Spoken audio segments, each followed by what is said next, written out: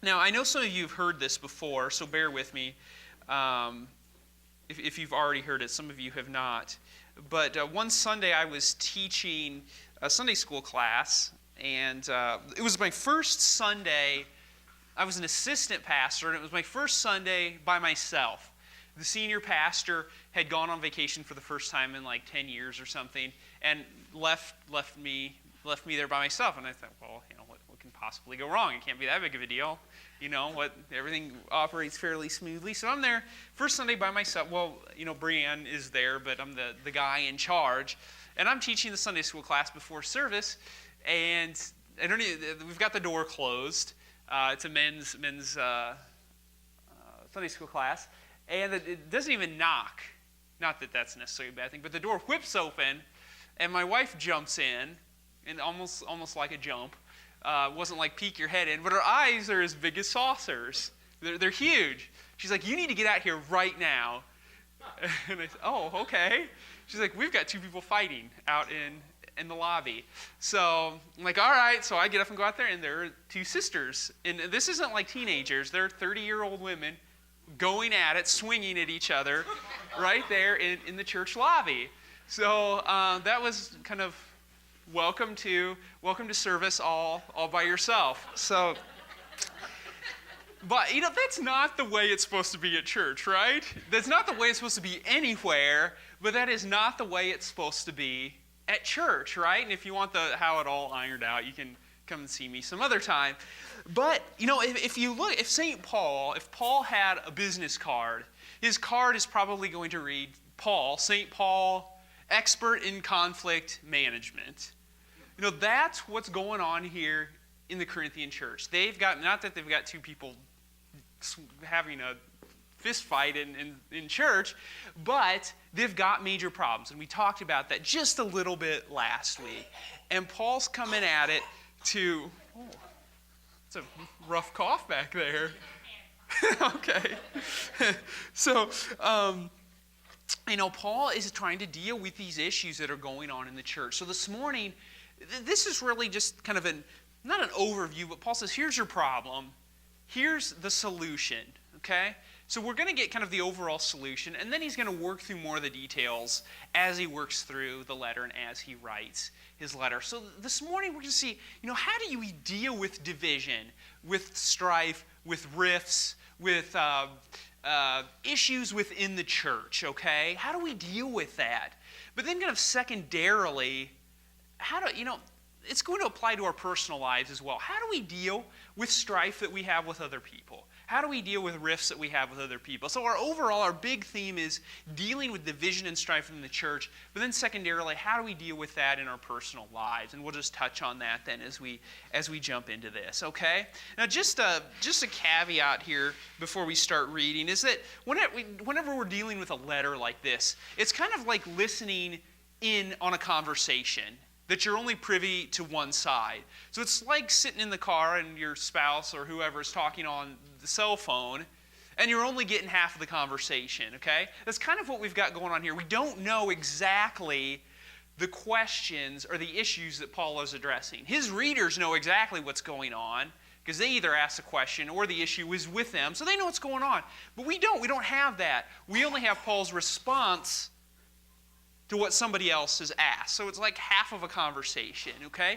So we just have to be careful in how we proceed, not to assume we know what's going on, or not to take issues that we have today and automatically read those back into issues that they had back then. Does that make sense? We just kind of have to proceed a little bit carefully and not assume that we know what's going on in the Corinthian church, all right? So let's look here, all right? Let's look at 1 Corinthians 1.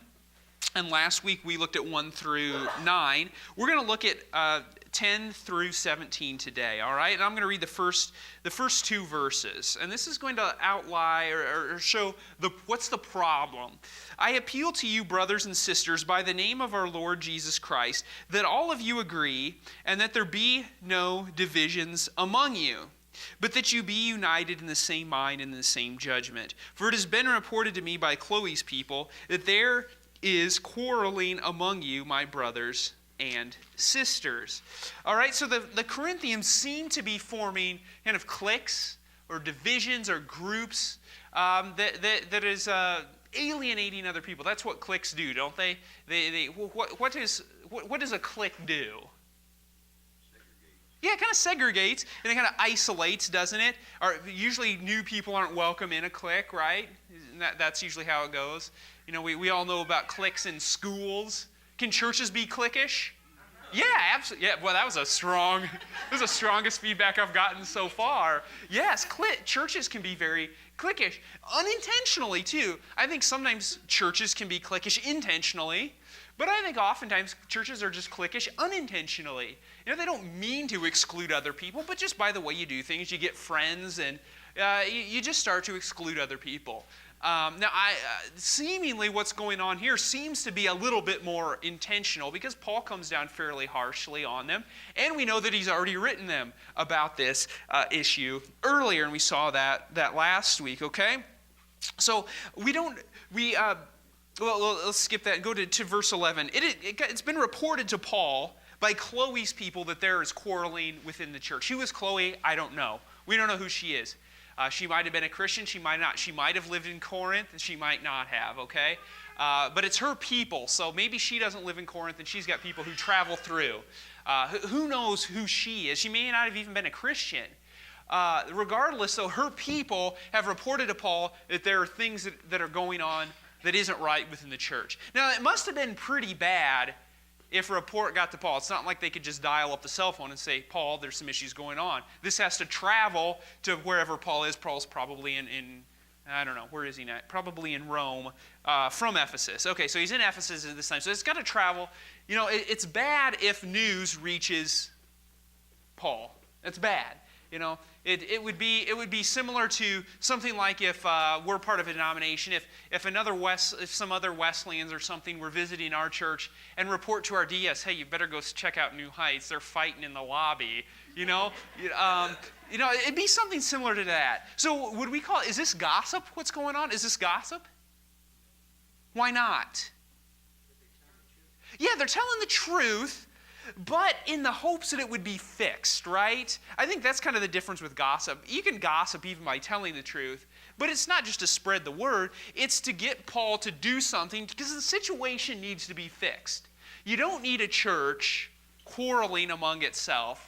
Like in my instance, you don't need a church where two women are fighting in the lobby. Come visit our church. Ignore the fights that go on in the lobby. You know? The situation is bad enough that the reports have reached Paul, okay? So let's look at the problem explained a little bit more in depth here. Verse 12. What I mean is that each one of you says, I follow Paul, or I follow Apollos, or I follow Cephas, or I follow Christ. So it seems to be that the Corinthians are attaching themselves to certain leaders. Maybe. Now, because again, we have to be careful. Is Paul saying there are actual groups that follow Apollos, that there are actual groups that follow Paul, or there are actual groups that follow Peter, Cephas, Peter? Maybe, maybe not. Maybe Paul is simply saying, well, there are divisions in your group, and here's how they could look. Because maybe Paul doesn't know. Again, it would be kind of like somebody writing us saying, okay, we've heard you've had worship wars. Does everybody know what the worship wars? We've kind of grown out of that. That was a thing about 10 years ago. You know, what kind of music did you play? Did you play contemporary music? Did you play hymns? Do you use drums? Do you not? Jay won the day. He's playing drums. So, but it would be like somebody saying, okay, you had worship wars. I don't know exactly what's going on, but you've probably got groups that saying, I like hymns. I like choruses. I like older style. I like new style. So maybe that's what's Paul doing. We don't know. It's kind of irrelevant what these actual groups were. Okay? It's kind of irrelevant what the actual groups stood for. The issue is what? They are dividing into groups. That's the issue. So I don't want to spend any inordinate amount of time, or really any time at all, trying to delve into, well, what did these groups think? Who were these groups following? That's not the issue. The issue is simple, and it really spans any church then. Don't divide over issues, no matter what it is. Don't follow this guy because he's doing that, or this person because he's doing or she's doing that. The issue is, don't don't divide over who you're following or things like that. And that's still an issue in the church, isn't it? It's there's still a cult of celebrity within the American church to one degree or another. So I would say that some pastors have unhealthy followings among people. TV evangelists. I certainly don't have any unhealthy followings. So, as the song goes, I'm not, what is it? We don't need a charismatic leader, a charming leader. I don't have to worry about that, right? But anyway, we still have that. And maybe if you're not in the kind of the kind of Christian subculture so much, you're not going to pick up on that. But there are pastors in our culture that can be very divisive. That critique other churches and other pastors to the point that it's doing nobody any good. We don't need to bring other pastors or other churches down, really for much of any reason. Now, there are some reasons we can disagree with other people, but it seems like the Corinthian church is doing it in ways that weren't healthy by any way, shape, or form. But just being careful about who we attach ourselves to. Martin Luther, the Reformation, when the Protestant church split from it wasn't Protestant church back then, but when some people started saying, some Catholics, because that was all there was. There's the Catholic Church. That's all there was. Well, there was the Orthodox. I don't want to get into that. Just pretend in Europe the only church is the Catholic Church, okay? And some of the people said, okay, it's time to change some things within the Catholic Church. And Martin Luther was one of the guys who started this thing, okay? And that's where the Lutherans came from, and that's kind of where we came from. We all more or less trace our roots from Luther. Luther said, when he found out that people that were following him started calling themselves Lutherans, he said, I'm not sure that's a really good idea. I'm not sure I want people attaching themselves to my name. And I think that's true. We've got to be careful about calling ourselves Wesleyans or Lutherans or Baptists or Catholics or whatever, that we don't segregate ourselves too much and realize that we're all Christians, right? If we all follow Christ, we're Christians. We don't need to split. I got an email from a person earlier this week saying, I couldn't find your core, your articles of faith on your website. Can you give them to me? So I sent it to him. He's like, I'm looking for a Calvinist church to go to. I'm like, well, all right, but can't you just, we're a good Christian church. What's the difference, So just being careful about not dividing ourselves over issues that I'm not sure are all that important. And I think that's what Paul is going to say here.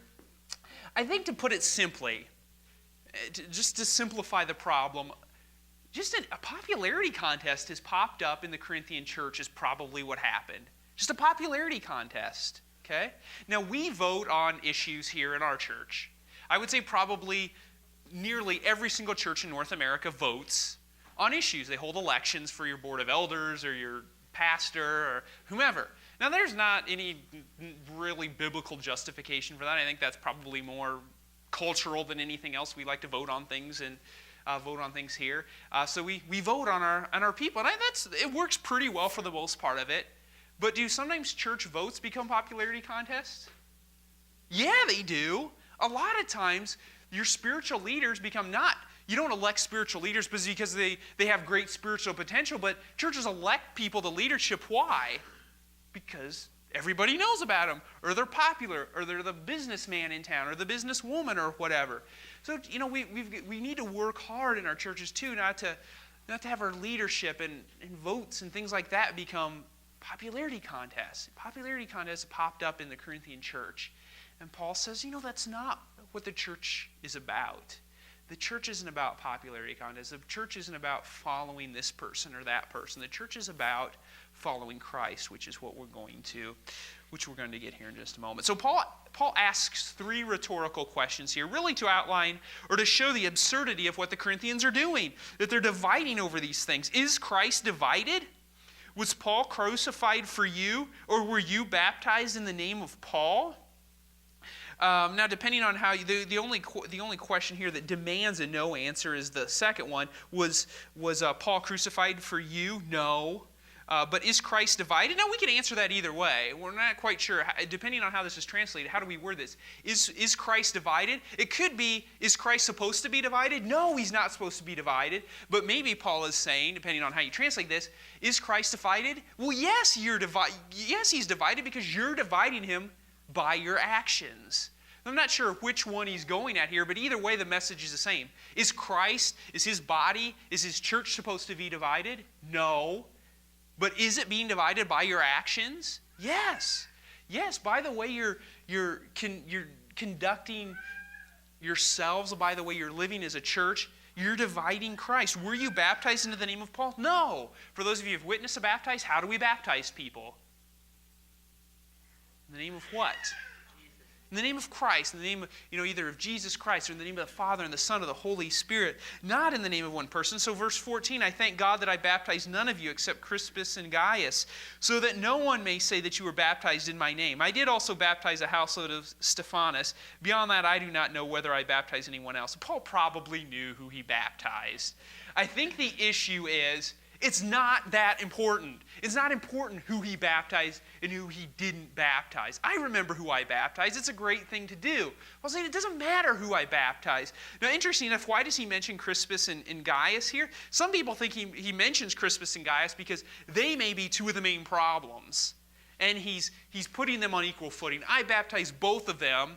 Neither one of them has any claim to any more superiority or the other. But that's just conjecture. We don't know if that's true, but I thought I'd throw that in there for you.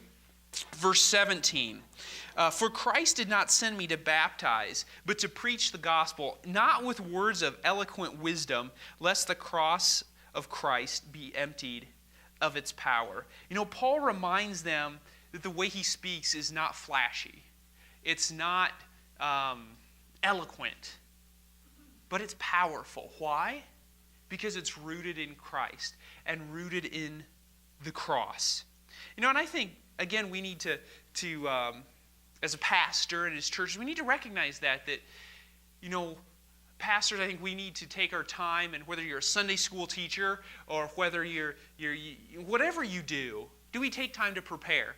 Do we take time to hopefully speak well? Do we do our diligence in our work? Yes, but our purpose isn't to wow people with our witticisms or how well we speak, but it's to proclaim the message of Christ and of the cross. And there's a lot of good preachers out there and teachers out there who speak very well and speak eloquently and who are very witty, but they're lacking the power of the cross and the power of Christ. And Paul says that's what the message is about. It's about the power of Christ to transform our lives. So what's the solution to this? What's the solution to the problem? Now again, what's the problem? Divisions within the church. So what's the solution? Well, we've already had the solution. Paul has really already told us the solution. And for that, we'll go back to verse 10.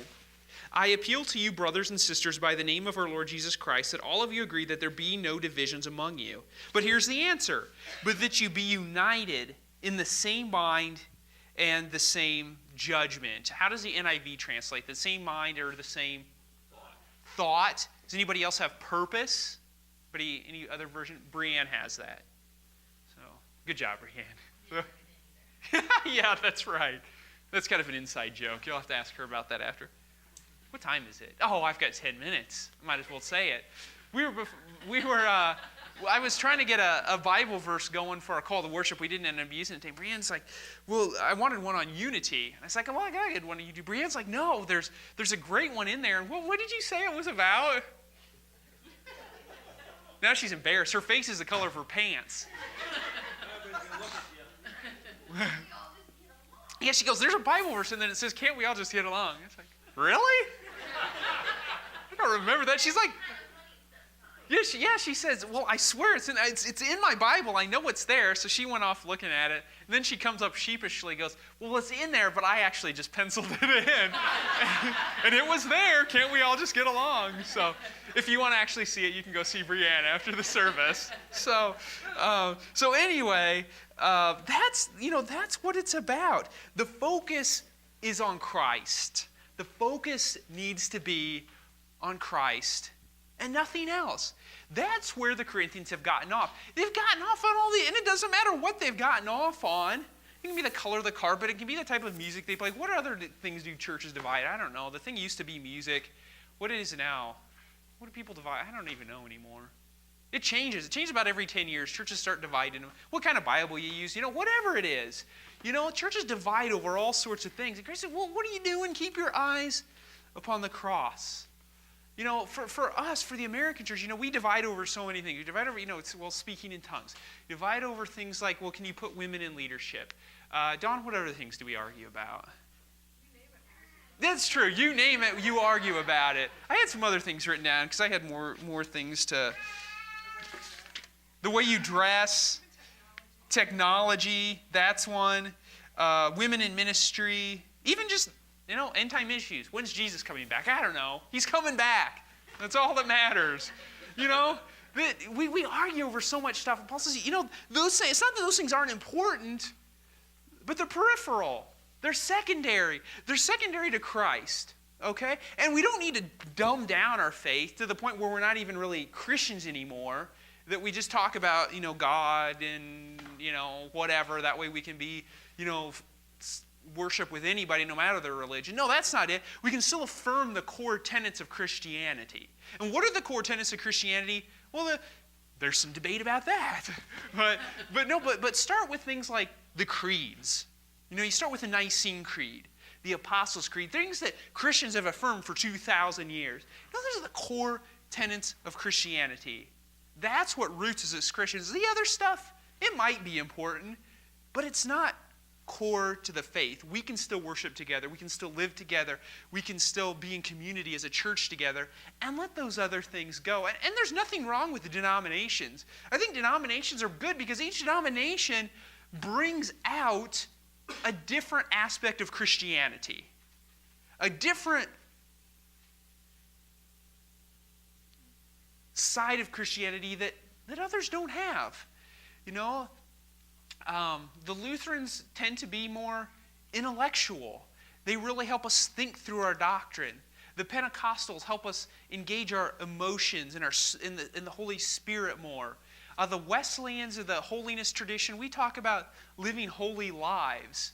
We've all got our aspects that form a healthy Christianity. So those aren't bad. It becomes bad, though, when we lose sight of Christ. So a lot of, I'm a biker, not a motor room. I'm a bicyclist, a cyclist, and I had a couple videos up here, but they didn't work out this morning. But if you ever see mountain bikers, you can work on skills, bike handling skills, so that way you don't crash as often. One of the things is riding. You can ride on a downed tree. You can ride the top of a downed tree. It takes balance, but it's not all that difficult to do if you know what you're doing. And the key to riding a downed tree, or riding a narrow bridge, or riding on a curb or something like that that's got very narrow is don't look straight down and don't look off to the sides. But pick your endpoint and don't take your eyes off of it. If you pick your endpoint and don't take your eyes off of it, you're not going to veer off. So if I'm making it for Tom's foot, if that's my line, I just keep my eye on Tom's foot, and I'll stay right on the tree limb, or the down tree all the way there. Where you get into problems then is where you lose your focus. When you start looking around, or where you start looking down, when you get off that line, you're going to crash. You're going to fall off. And I had some great video of people crashing when they started looking around. And that's the same with Christ. The wheels fall off the proverbial truck when you lose sight of Christ. That's true for the church, and that's true for our personal lives as well. When do things start going wrong in our personal lives often? It's when we lose sight of Christ. When you get your eyes back on Christ, you can get back on the straight path. You can get back on and go where you're supposed to go. But when you start looking around, that's when you're all over the place. That's when you can't keep your front wheel in order. That's when you crash. That's true with churches. That's true with us personally. When churches argue about things, when they argue about peripheral things, peripheral things, they usually aren't fulfilling the purpose that Christ gave them anyway. So why are you arguing about things if you're not even fulfilling the big picture? You know, when churches start arguing about their worship styles or start arguing about, again, whatever you want to put in there, I almost guarantee you that they are not fulfilling the Great Commission. They are not fulfilling go and make disciples of all nations. They are not being the church. You can put that up there. They're not being the church. Yeah, don't divide over the small stuff. They're not being the church. You're not being his witnesses, and they're not being disciples. When we divide over things, 99% of the time, we or a church will not be doing these things because they've lost sight of what? The main thing, the focus. Personally, when things aren't working out, when when the wheels are coming off the cars, personally, you've probably lost sight of Christ. Probably, I had a pastor that once told me, kind of a mentor, he said, when I'm down about things that are going on at church or when I'm not where I should be spiritually, I can almost guarantee you I've lost sight of Christ. I've got my mind on something else, and that's just, I think it's true for the church as it is personally. Keep our eyes on what's important. And that's Paul's answer, his big answer to the problem. Now, he's going to get into details over the next few chapters. But the overall problem for the Corinthian church is their divisions. And Paul says, you don't need to divide over this stuff. This bigger issue is just keeping your mind upon Christ. Keep your purpose in focus. And that's what unites the church.